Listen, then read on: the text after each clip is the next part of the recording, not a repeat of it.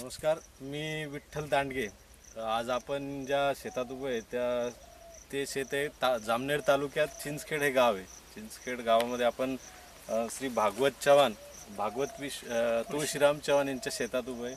यांनी हा जो प्लॉट आपण बघतोय जवळजवळ यांचा 8 एकरचा का 9 एकरचा प्लॉट आहे. 8.5 एकर. 8.5 एकरला यांनी सल्फर कोसामिल आपलं वापरलेलं आहे.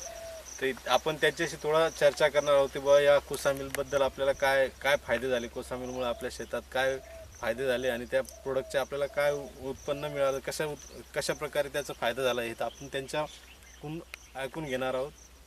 काका, तुमचं पूर्ण नाव? भागवत तुळशीराम चव्हाण, राहणार चिंचखेडे बुद्रुक, तालुका जामनेर, जिल्हा जळगाव. तुम्ही आता हे सल्फर कोसामिल हे कोसामिल किती वर्षापासून वापरताय? म्हणजे कपाशीला असो का तुमच्याकडे जे काही पीक असेल तर किती वर्षापासून या प्रोडक्टचा वापर करताय? आम्ही हे 2 वर्षापासून वापरतो. याच्या अगोदर बी वापरत होतो, पण लिक्विड स्वरूपात वापरत. लिक्विड स्वरूपात. बरं, आता हे तुम्ही हे जे सल्फर कोसामिल जे वापरताय तुम्ही, ते हे तुम्हाला कोणी सांगितलं आणि कसं सांगितलं बघ?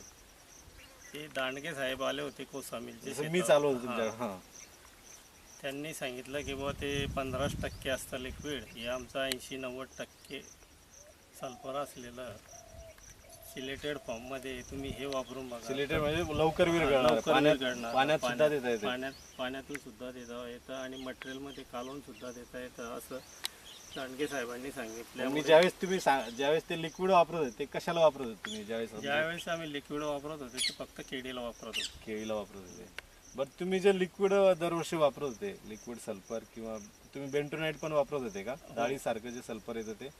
आणि ते वापरलंच नाही.